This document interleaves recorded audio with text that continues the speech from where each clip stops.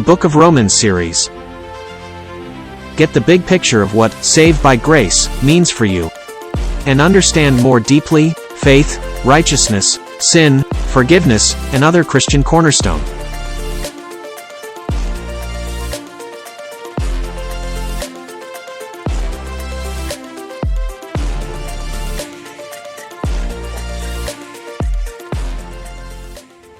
Greetings in the name of the Lord Jesus Christ. Maganda pong gabi, magandang araw, saan man po kayo naroon ngayon. Isa pong masayang pagbati po sa inyo, mga mahal kong kapatid. Muli po, nandito po tayo ngayon sa atin pong Bible study. Sa Jesus ang daan, at we're studying now in the book of Romans. At last week, natapos na po tayo sa chapter 1. At ngayon po, ay nandito na tayo ngayon sa part 1 ng chapter 2, book of Romans, chapter 2, part 1 na po tayo. At purihin po ang Panginoon dahil muli makapag-aral po tayo ngayon. Napaganda pong pag-aaral muli ito. At kung kayo po ay may mga Biblia, your ballpen, yung pong mga papel, isulat niyo po yung mga verses para may ilang mga reference lang tayo titingnan dito, mga cross-reference, pero mag-focus tayo sa book of Romans, chapter 2. Verse 1 to 10 siguro po, Lord willing, ay makukuha po natin ngayon, matatapos po natin. At pag-aaralan po natin ito sapagkat even dito sa verse 1 pa lamang nito ng chapter 2 ng Book of Romans, marami pong mga understood po sa verses na ito. Titingnan po natin ngayon para ano ba yung mga ibig sabihin na iparating po rito ni Apostol Pablo sa kanya pong sulat. Kasi pagka pinag-aralan po natin mga kapatid ang Biblia, hindi lamang po ito letra por letra. Hindi lamang po yung mga text. Ang titingnan po natin, which is, pag binasa po natin yung mga text po ng Bible, ng mga verses ay madaling ang maintindihan. May mga mas madali siyang unawaan pagka verse by verse. Pero ang pag-aaral po ng Biblia mga kapatid ay hindi lamang po yung text tsaka yung context ang atin pong titingnan, pero yung pinaka-purpose din ng sulat. Bakit niya isinulat ito? Kanino niya isinulat? Kailan niya isinulat? Titingnan po natin yung mga background po nito upang madali po nating maunawaan, maintindihan. So bago po natin umpisahan mga mahal kong kapatid, samahan niyo po muna ako sa panalangin. Dakilang Diyos, kami po ay nagpapasalamat. We bless your name, O God, sa oras na ito sa aming pong pag-aaral ng Bible study. Sa Jesus ang daan. At as we are going to study, Lord, the book of Romans chapter 2, Lord, we ask for your anointing. Give us wisdom, O God, even, Lord, for your children who are watching right now. Release your anointing and Holy Spirit of the living God, fill us today, and Lord, use your servant only, O God, as an instrument. Give me honest conviction and clear speech, and anoint me today, O God, as I'm going to read your word to your people, O God. Once again, we entrust to you this Bible study in Jesus' name. Amen. Amen and amen. Hallelujah! So ngayon po mga kapatid, umpisahan na po natin para Lord willing ay makatapos po tayo ng 1 hour sa ating pong Bible study, at napakaganda pong pag-aaral po nito ngayon mga kapatid. Romans chapter 2 verse 1. Let's read it. So we're studying in chapter 2 in the book of Romans. Here. Therefore, you have no excuse, O man, every one of you who judges. Yan mo who judges. For in passing judgment on another, you condemn yourself, because you, the judge, practice the very same thing. Verse 1. Hindi niya po sinabi rito na ang ibig niyang sabihin dito ay do not judge. Hindi po ganoon ang ibig niyang sabihin dito. Bagkus, mayroon po siyang gustong iparating dito. Ano ba ang kanyang gustong ipaunawa ni Apostol Pablo sa mga taga-Roma?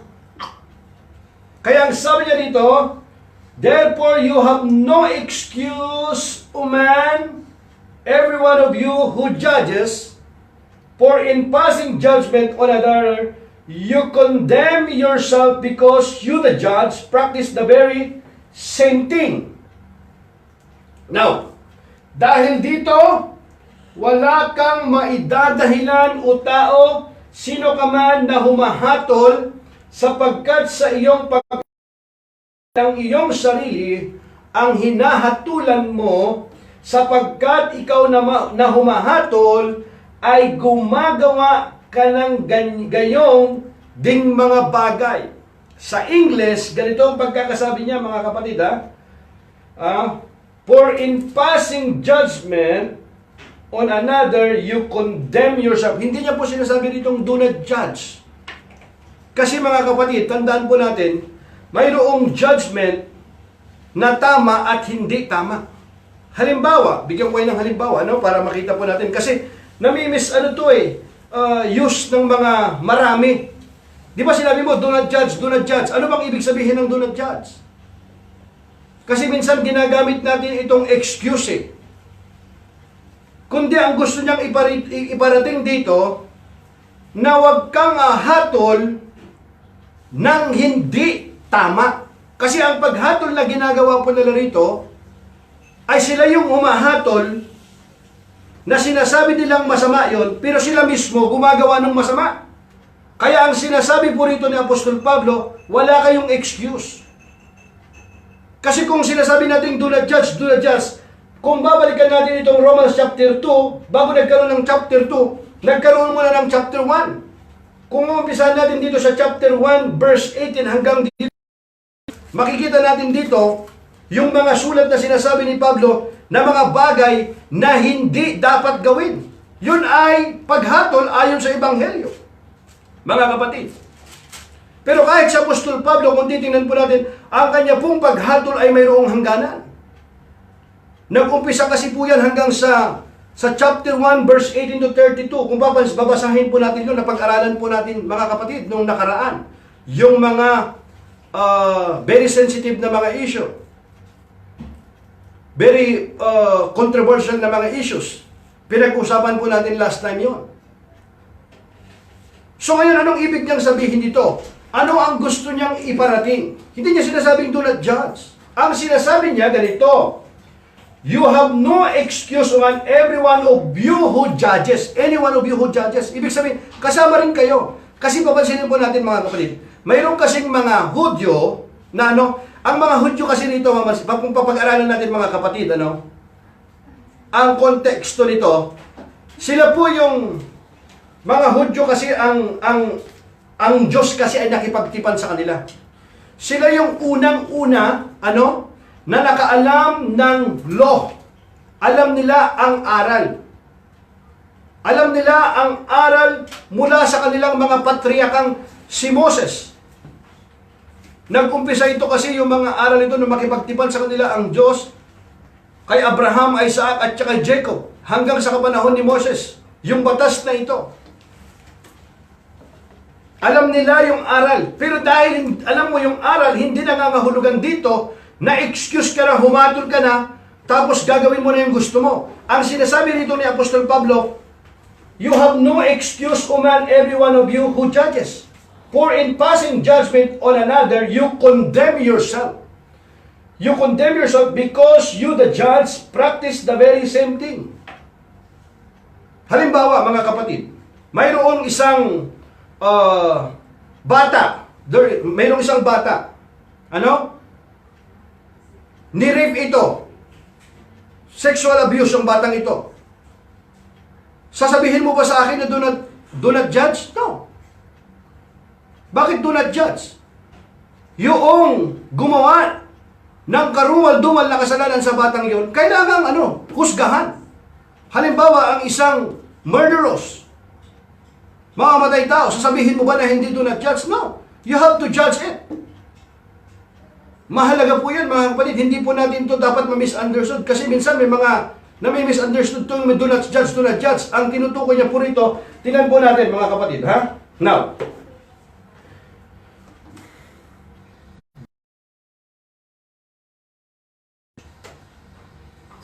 ibig sabihin, kasama pati yung mga humahatol.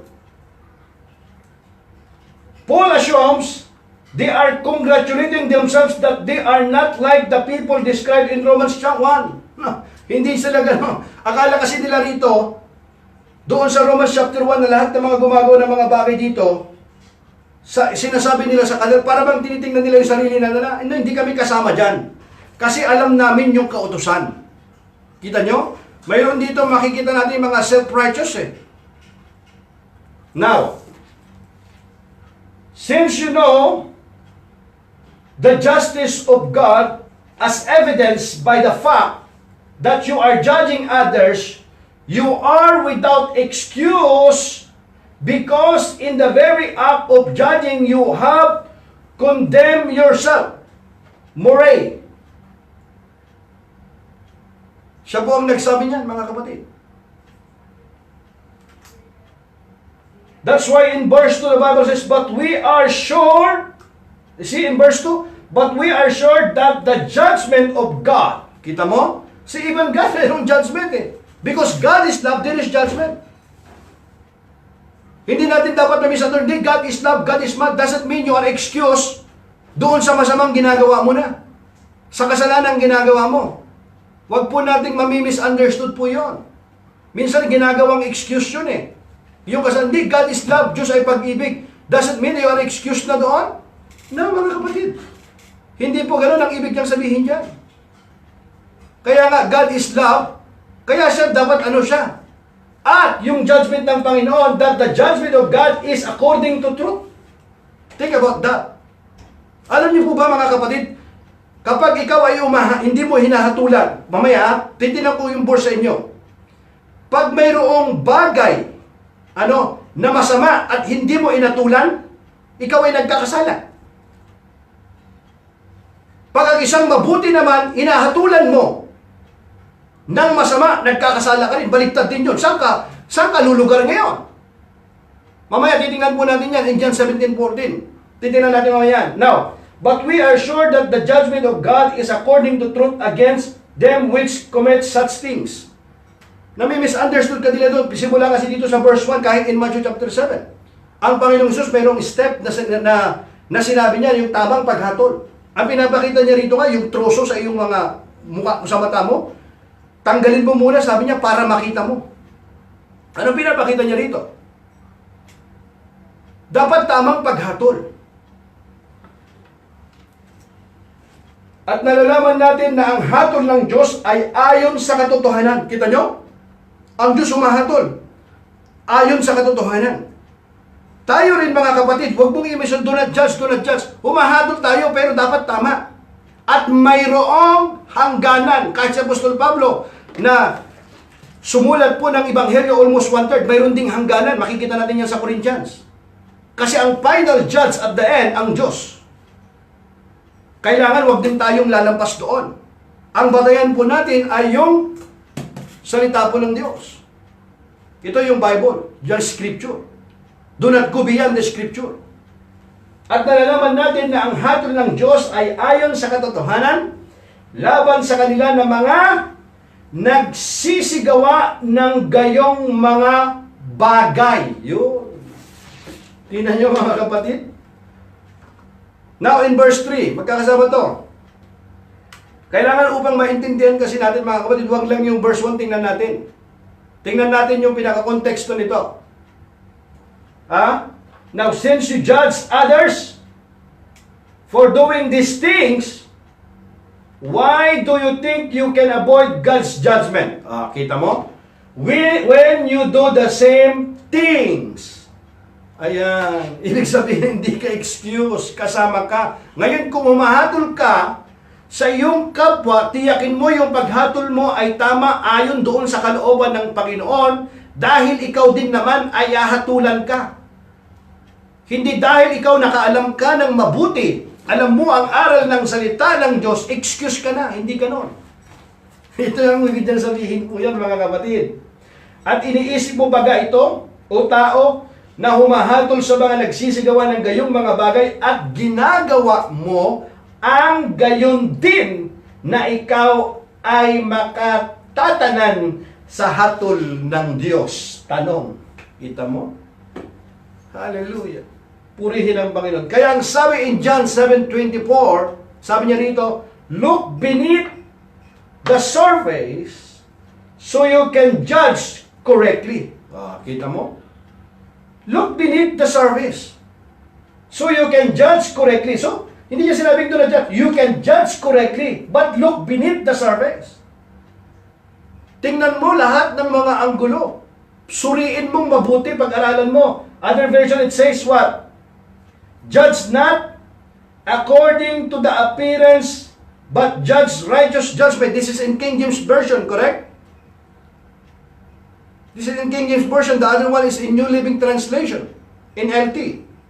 Here in King James Version, sabi niya, judge not according to appearance, but judge righteous judgment. So, mayroong tamang judgment. Alin? Righteous judgment. Yan ang biblical, mga kapatid. Hindi yan ang ibig niya sabihin ni Apostol Pablo, do not judge, do not judge. Hindi yan ang kanyang ibig niyang sabihin, mga kapatid. Dapat righteous yung judgment. Hallelujah. Purihin ang Panginoon. Huwag kayong humatol batay sa anyo, kundi humatol kayo, kita mo, humatol kayo batay sa matuwid na pamantayan. Ang Diyos mismo ang nagsabi niyan, mga kapatid, nakasulat sa kanyang salita. Humatol kayo, saan?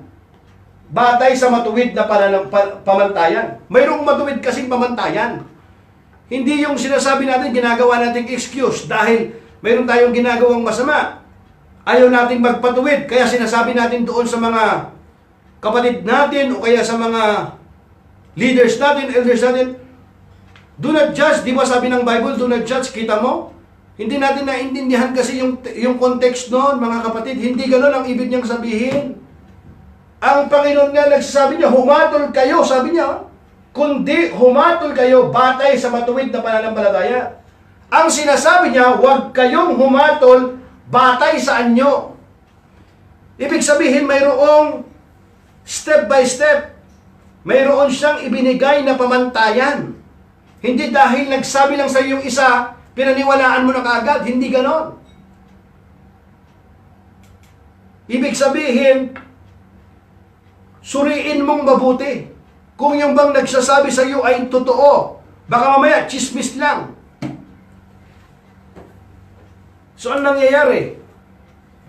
Kaya nagkakaroon ng problema Mamaya, hearsay lang pala yung yung sinasabi, walang katotohanan. So, mayroong step-step.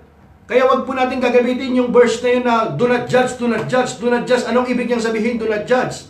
Ang sinasabi niya doon na do not judge, mga kapatid, wag kang humatol ayon lamang sa anyo, batay sa anyo, kundi humatol kayo. Ang Diyos nag-utos niya na, humatol kayo batay sa matuwid na pamantayan. Dapat matuwid na pamantayan. Wala kang favoritism. Wala kang pinapanigan. Hindi dahil malapit sa iyo, panigan mo na. Kahit na siya ay mali, ipagtanggol mo yung mali. Mali iyon, hindi ganoon ang matuwid na pamantayan. Kaya ang sabi nga sa English, di ba? Righteous judgment. Judge not according to the appearance, but judge righteous judgment. What does it mean, righteous judgment? Wala kang pinapanigan. Kahit malapit sa iyo, kahit close pa sa iyo yan, kahit kamag-anak mo, kapatid mo, pagdating sa salita ng Diyos, kailangan ang paghatol ayon sa pamantayan ng Diyos. Kasi ikaw mismo na nagbibigay ng hatol, ahatulan ka rin ng Panginoon kasi ikaw mismo hindi ka excuse. Tandaan po natin yan. At yung paghatol natin, huwag din tayong lalampas. Mayroong hangganan ang lahat ng bagay, mga kapatid. Kasi ang final judge at the end ay ang Diyos, mga kapatid. Amen? Hallelujah. Nawa po ay maliwanag na po yung talata na yun. Nung nakaraan, pinaliwanag ko rin po yan, I think sa pag-aaral natin, if I could remember yung sa book of James, yung step by step, and even in Matthew, pinaliwanag po natin yan, yung tama, kung may mga conflict, kung paano pag-uusap, inunawa po natin mabuti yan. Amen? Now, in Proverbs 17:15, pansinin po natin dito, sabi niya, equating the guilty, equating the guilty, yung guilty, and condemning the innocent, both are detestable to the Lord. Both, pareho yan. Detestable the Lord, alin? I-acquit mo yung alin, yung guilty. Alin naman? Ikukundi mo naman yung innocente. Parehong alin? Detestable to the Lord. Ano sabi sa Tagalog diyan? Ang umahatol sa walang kasalanan, anong nangyari? At ang umaayon sa kasamaan, kay Yahweh ay kapwa, alin? Kasuklam-suklam. Pareho yun. Parehong kasuklam-suklam. Hinahatulan mo, walang kasalanan. Wala palang kasalanan, hinahatulan mo. Kasuklam-suklam yung sa Diyos din yun. Inaayunan mo naman yung kasamaan, kasuklam-suklam din yung. Alam mo na mayroong masama, pinababayaan mo lang. Gumagawa sila ng masama. Kasi ayaw mong ma-offend.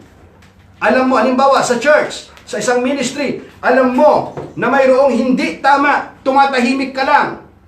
Kasi ayaw mong ma-offend, baka ayaw mo nang bumalik doon sa church. Bareho yan, ang tawag po dyan, kasuklang-suklang. You have to speak the truth with love. Mayroong tamang approach din.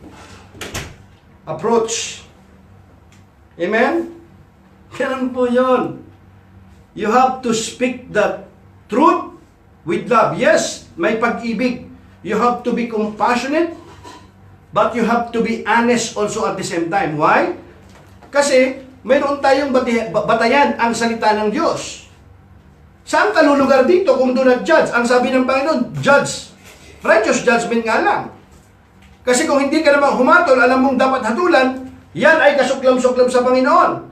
Kapag hinahatulan mo naman ang isang bagay na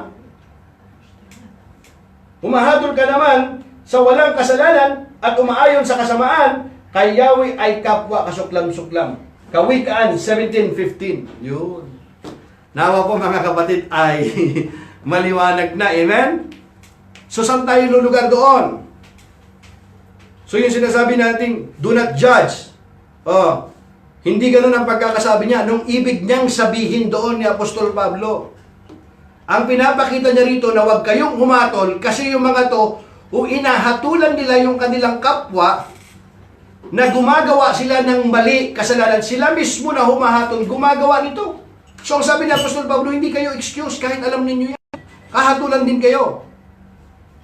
Kaya, mayroong paghatol. Ano yung paghatol? Righteous judgment.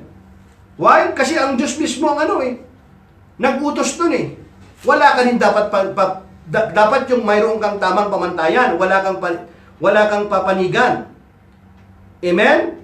Ganun po yun. Pag hindi mo hatulan naman, kasalanan din yon.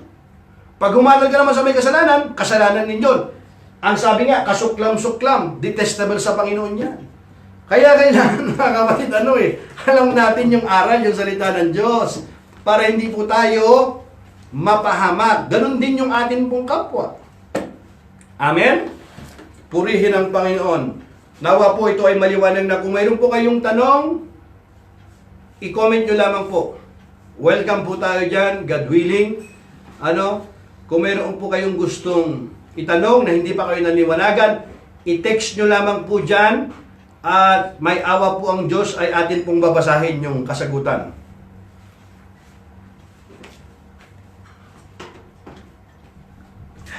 Thank you. Now, God will judge everyone, one of us, Jewish or not, for our sinful practices.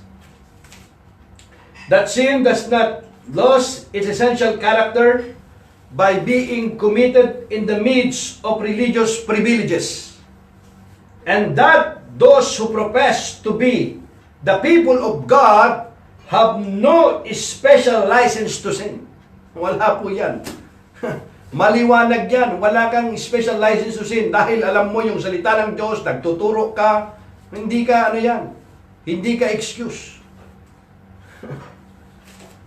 Dapat maliwanag po yun, mga kapatid.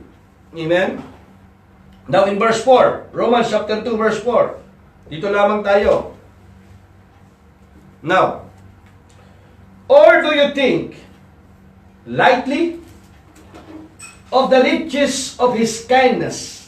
Tinutukoy niya dito ang Panginoon Apostol Pablo. Or do you think, sabi niya, or do you think lightly of the riches of His kindness? Kindness ng Panginoon? intolerance, impatience, not knowing that the kindness of God leads you to repentance. That knowing, sabi niya that the kindness of God leads you to repentance. Yung kabaitan ng Diyos pala, leads you to repentance, change of mind. Pagbabago ng isip.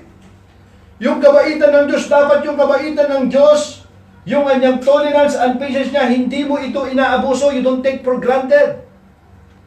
Grace ng Panginoon lahat yan.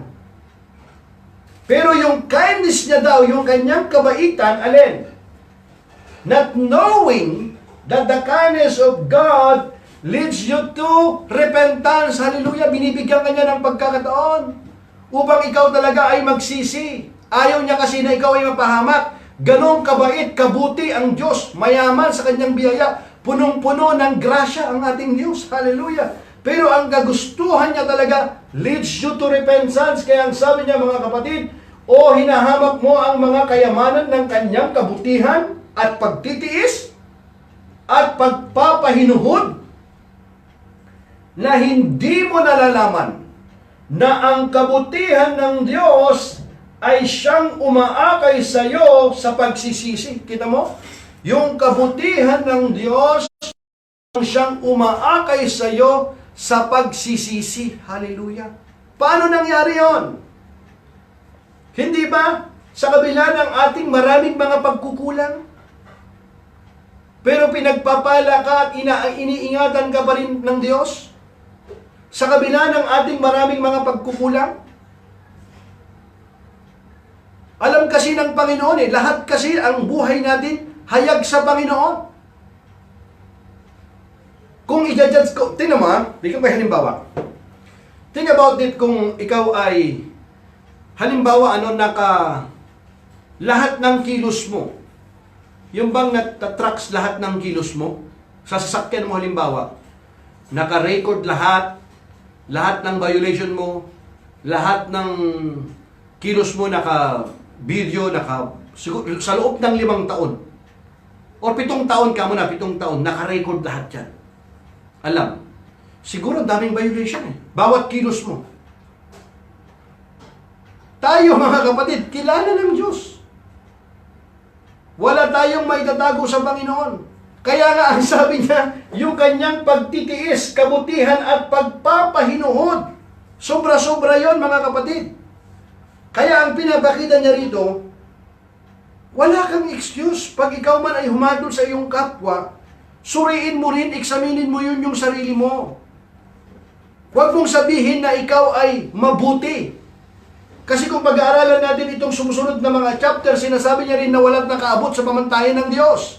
Ibig sabihin, lahat tayo kailangan ng biyaya ng Diyos dahil lamang sa kanyang habag, mga kapatid. At ang sabi niya,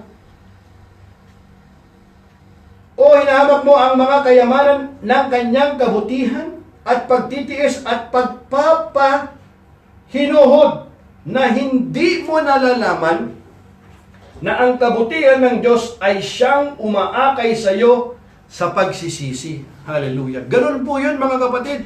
Huwag nating hintayin na mayroong masama pang mangyari sa atin bago tayo magsisi.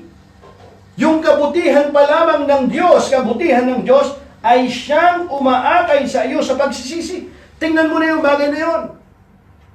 Na hindi mo deserve na i-bless ka ng Panginoon. He blesses you anyway. Grace na ng Panginoon yan. Kaya wag mong babaliwalain yan. Yun ang gusto niyang ibarating. Kabutihan ng Diyos ay siyang umaakay sa iyo sa pagsisisi. Ibig sabihin, suriin mo yung iyong sarili. Magpakumbaba ka sa kanyang harapan. Magpasaliksik ka sa kanya. At ikaw ay buong pusong magpakumbaba, tanggapin ang kanyang aral. Ganon mga kapatid. Hallelujah. Yun ang gusto niyang iparating Hallelujah. Purihin ang Panginoon. Now in verse 5, look. Because of your hardened and unrepentant heart, Because of your hardened and unrepentant heart. Kita mo, unrepentant ha? Kanina pinagsisisi ka, leads you to repentance, yung kanyang kindness niya. Now, because of your hardened and unrepentant heart, you are storing up wrath for yourself. Ikaw mismo ang naglalagay ng kapahamakan sa iyong sarili.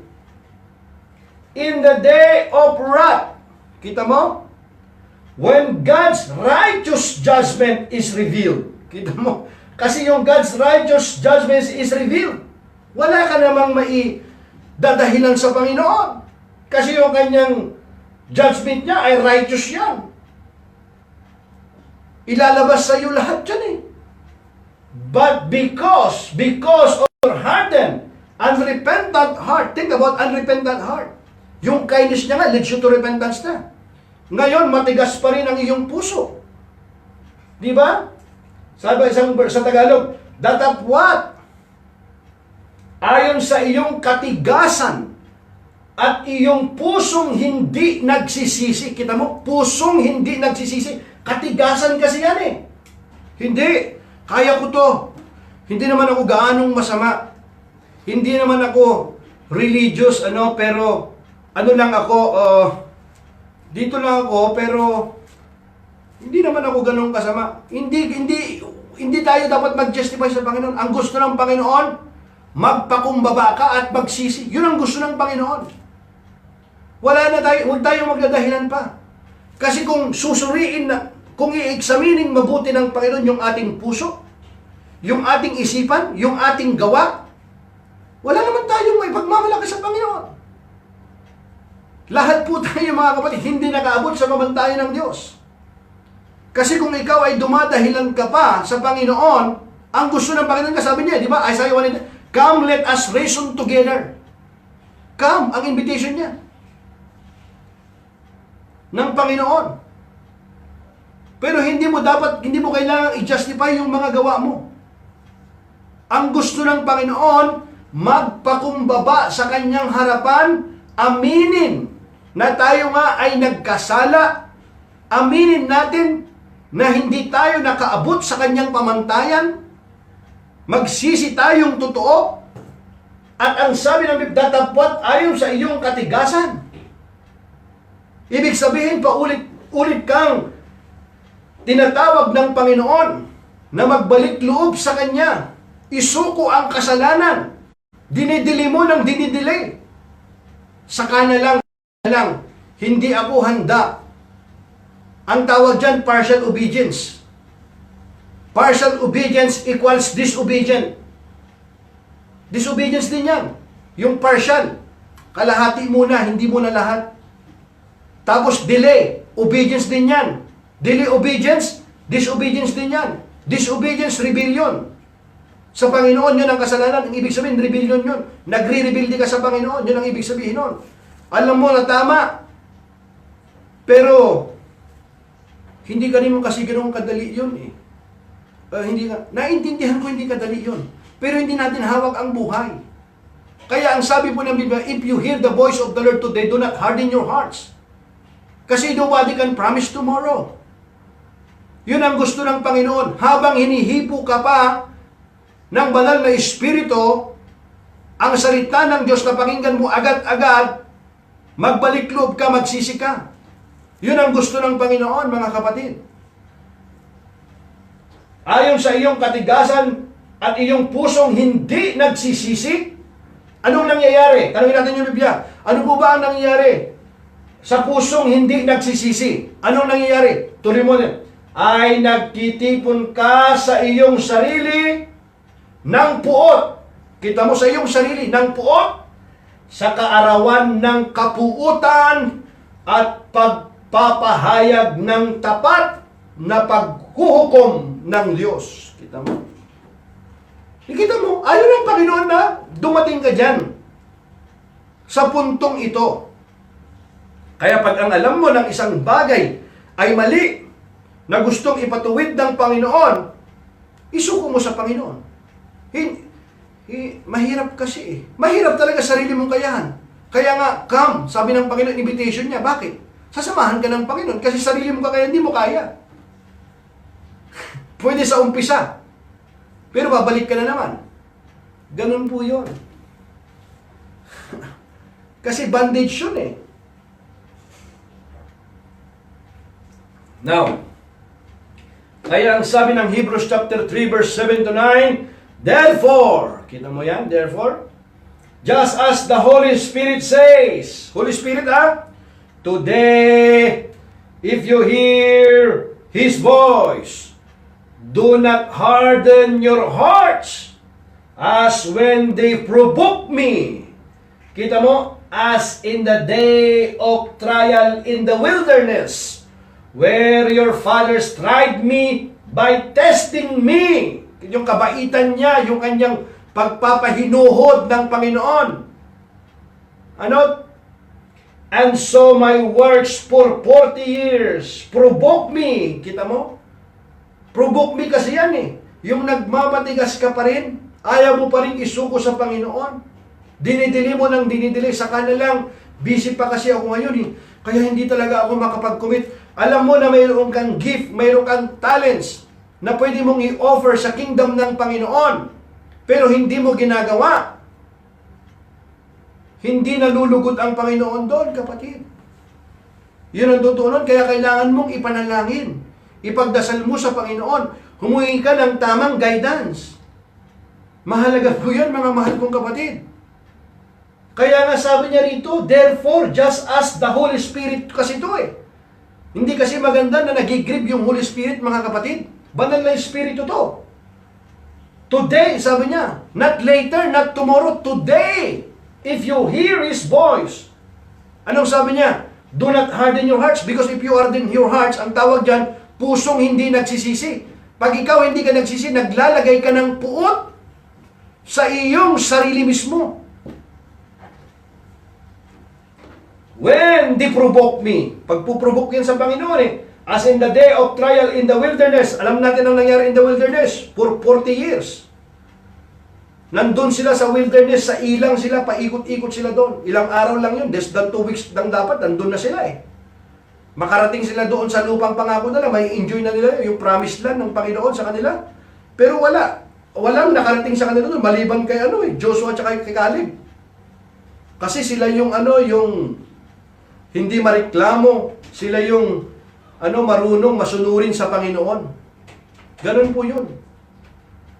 Kaya minsan kahit anong kayod mo sa buhay, kahit anong gawin mo, para bang wala, hindi napupunta, laging mayroong kulang. Kasi ang gusto ng Panginoon, kasama siya sa tagumpay mo. Hallelujah. Kasi kung wala naman ang Diyos, hindi mo rin mararating yun, kapatid. Lalong-lalo na pag alam mo na tinatawag ka ng Panginoon. Kaya po mga kapatid, magpasakop tayo sa Panginoon. Verse 6, Romans chapter 2 verse 6, He will judge everyone according to what they have done. Kita mo? What they have done. Huwag natin itong ma-misunderstood din to. Kasi alam natin yung grace ng Panginoon. Yung faith din yan. Baka maya, He will judge everyone according to what they have done. Ano kayang done yun? Hindi niya tinutukoy dito yung salvation.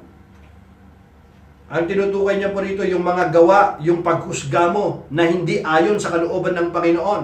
Huwag natin ma-misunderstood yung grace ng Panginoon, unmerited favor ng Panginoon yan. Pagdating doon sa kaligtasan, mga kapatid, ha? Now, verse 7, He will give eternal life to those who keep on doing good, seeking after the glory and honor and immortality that God offers. Hallelujah. Purihin ang Panginoon. Now, but He will pour out His anger and wrath on those who live for themselves, who refuse to obey the truth. Kita mo? Refuse to obey the truth and instead live lives of wickedness. There will be trouble and calamity for everyone who keeps on doing what is evil, for the Jew first and also for the Gentile. Ibig sabihin, kita mo, walang excuse. Kasama po lahat yan. That what ang sa mga palaway at mga hindi nagsisitalima sa katotohanan, kundi bagkus nagsipuan ay ang kagalitan at kapuutan, kapighatian at kahapisan ang sa bawat kaluluwa ng tao na gumagawa ng masama, ng Hudyo una-una at gayon din ng Grego. Gayon din ng Grego. Purihin ang Panginoon. Praise God, praise God. So dito natin makikita mga kapatid, ano?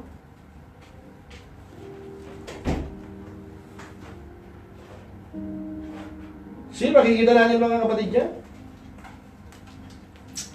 Ang sa mga palaaway. Ang sa mga palaaway, mayroon tayo kasi mga palaaway at mga hindi nagsisitalima sa katotohanan. Kita nyo? Ayaw magsitalima sa katotohanan. Katotohanan ng alin? Ng aral ng Panginoon. Katotohanan alin?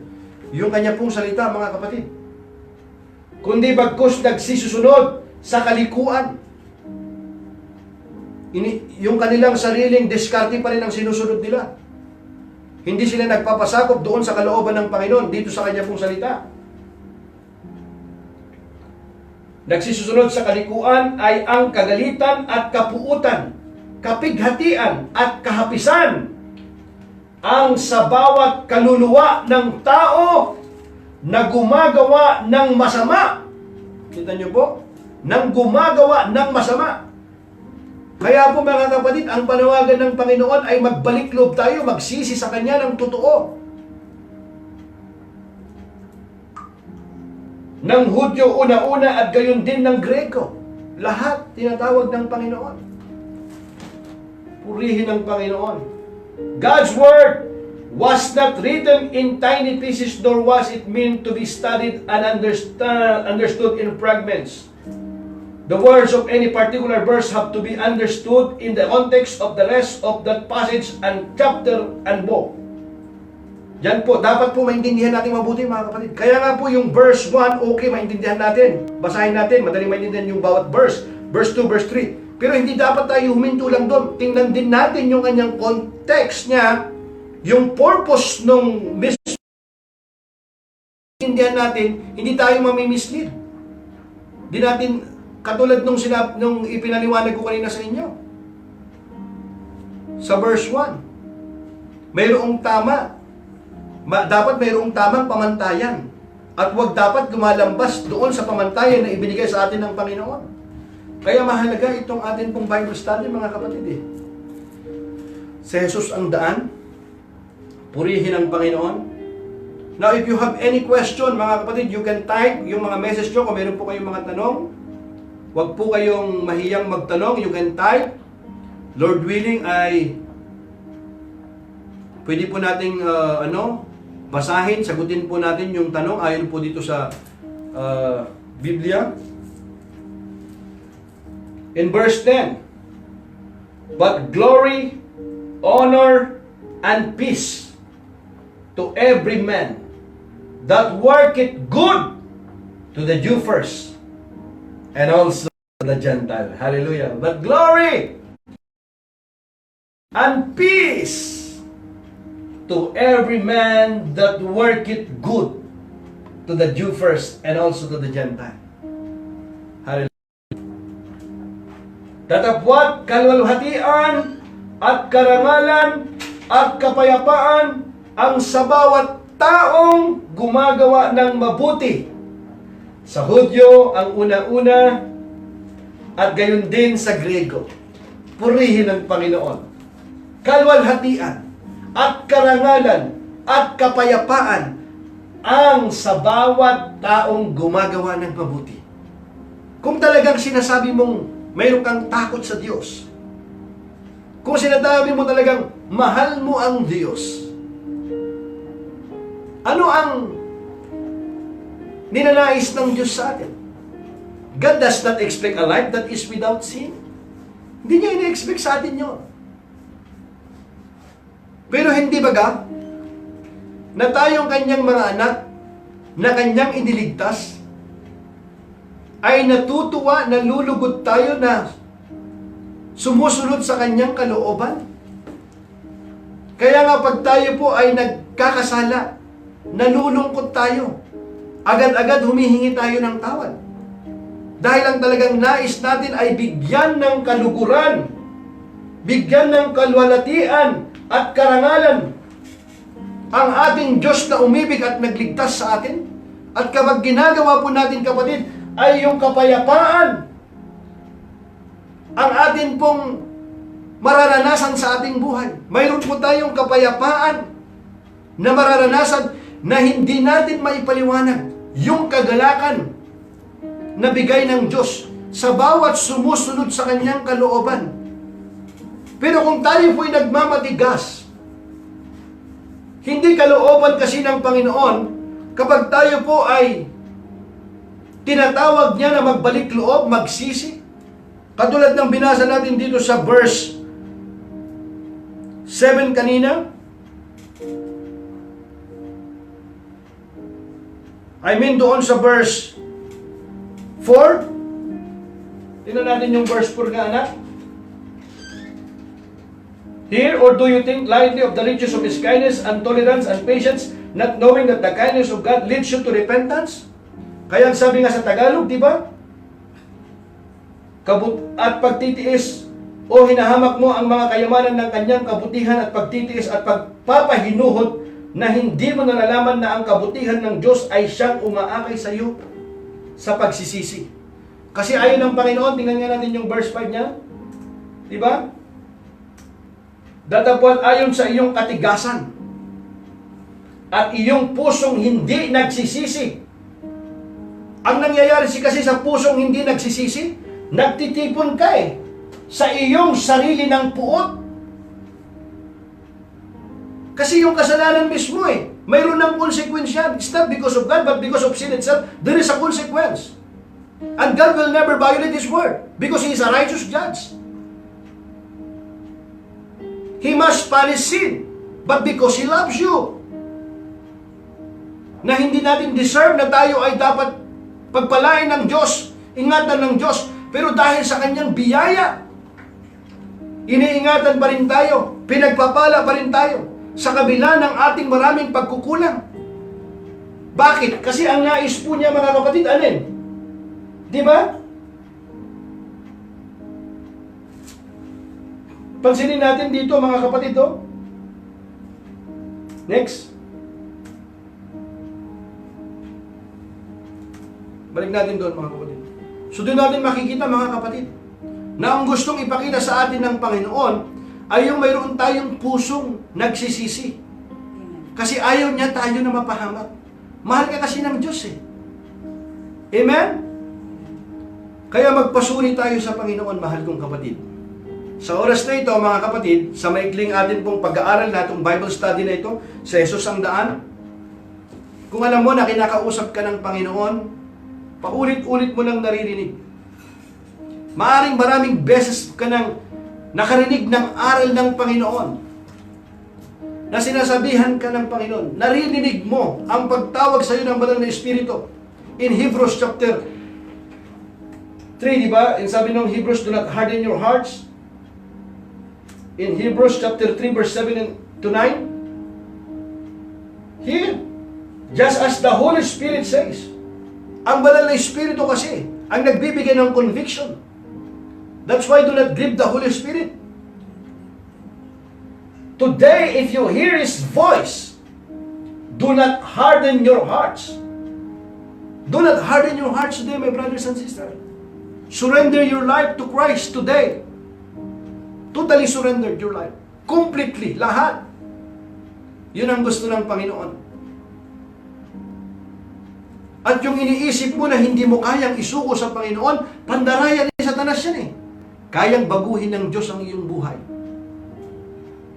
At kung gagawin mo yan, kapatid, hindi lamang ikaw ang makakaranas ng kagalakan, ng kapayapaan sa iyong buhay, pati ang iyong mga mahal sa buhay. Napakasarap, mga kapatid, na kasama mo ang iyong mga mahal sa buhay na naglilingkod sa Panginoon. How many of you can sense the presence of God? Hallelujah! Purihin ang Panginoon. Muli, mga kapatid, Maraming pong salamat. Patuloy po namin kayong pinapanalangin.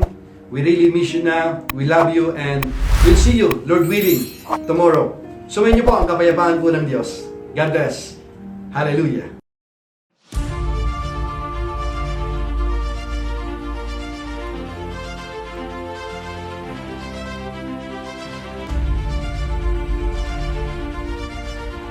The Book of Romans series. Get the big picture of what saved by grace means for you, and understand more deeply faith, righteousness, sin, forgiveness, and other Christian cornerstone.